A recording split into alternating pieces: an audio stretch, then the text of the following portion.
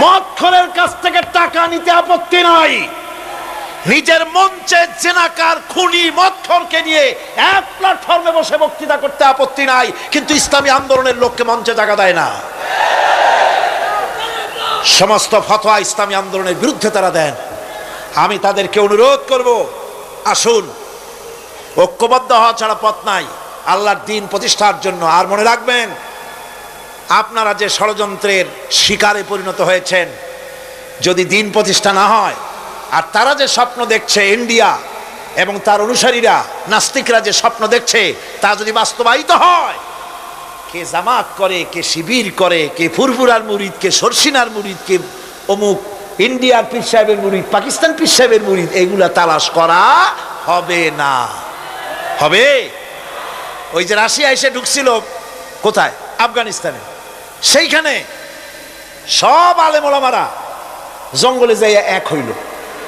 ওই যে একজন বলছিল যে আমি গেলাম, আমার ছেলে গেল তার মামু বাড়ি, মাইয়া গেল তার নানা বাড়ি, বউ গেল তার বাপের বাড়ি, আমি গেলাম আমার শ্বশুর বাড়ি, যাই দেখি সব এক জায়গায়। এই লোকগুলি আলেম ওলামা পীর বুজুর্গ সব গিয়া পাহাড়ের মধ্যে এক জায়গায় হয়েছে। হায় হায়, সুন্নি, কড়া সুন্নি, গোলাপি সুন্নি, ওহাবি, ঠান্ডা সুন্নি, তারপরে দেওবন্দি, সব এক জায়গায়। হায় হায়, কি সর্বনাশটা করলাম! যদি ঐক্য থাকতাম তাহলে কি আলাসি আমাদের উপরে হামলা হতে পারতো, করতে পারতো? চোখের পানি ফেললো, কানলো, একে অপরকে জড়াই ধরলো। তখন অনেক সর্বনাশ হয়ে গেছে, অনেক জীবন দিতে হয়েছে এই ঐক্যের পর। তারপরে আল্লাহ মেহেরবানি করেছেন তওবা করার কারণে।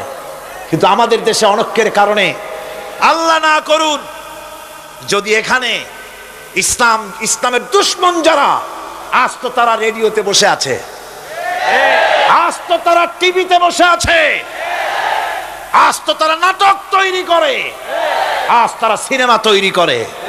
গুলিস্তান के हर शाख पर उल्लू बैठे हैं, फिर अंजाम गुलिस्तान क्या होगा। ফুল বাগিচার ডালে ডালে হুতুম পেচারা বসে আছে, এ ফুল বাগানের অবস্থা কি হবে? নাস্তিক, মোরতাদ, বেঈমান সব এগুলিকে দখল করে আল্লাহর দ্বীনকে বুড়ো আঙ্গুল দেখাবার প্রচেষ্টা চালাচ্ছে।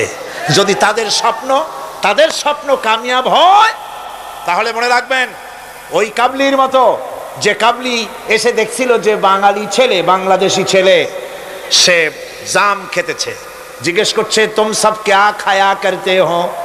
বলছে হাম সব জাম খায়া করতে হ্যাঁ।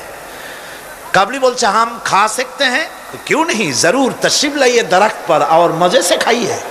আসেন, গাছে ওঠেন, জমের খাওয়া খান। কাবলি উঠছে, এখন ও তো আর বোঝে না যে কোনটা ভালো লাগবে, কাঁচা পাকা যা পায় তাই খায়, মুখ গেছে কষে ভরিয়া।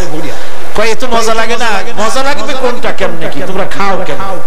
ছেলে বলতেছে দেখো কালা কালা যেগুলি আছে ওইগুলো খাও, এগুলি হলো মজা। সে তখন কালো কালো খাচ্ছে।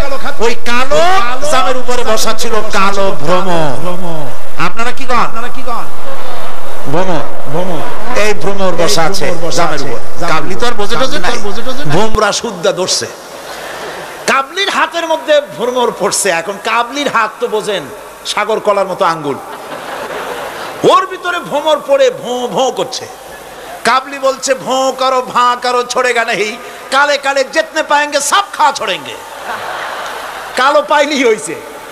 সুতরাং ইসলাম বিরোধীরা যদি সুযোগ পেয়ে যায়, দেওবন্দি মাদ্রাসায় কে পাশ করেছো, পটিয়াকে, হাটহাজারীকে, ফুরফুরাকে, সরসিনাকে, দেওবন্দিকে, আলিয়াকে দেখা হবে না, পাইকারি ধরে দাড়ি টুপি ধরে ধরে হত্যা করা হবে।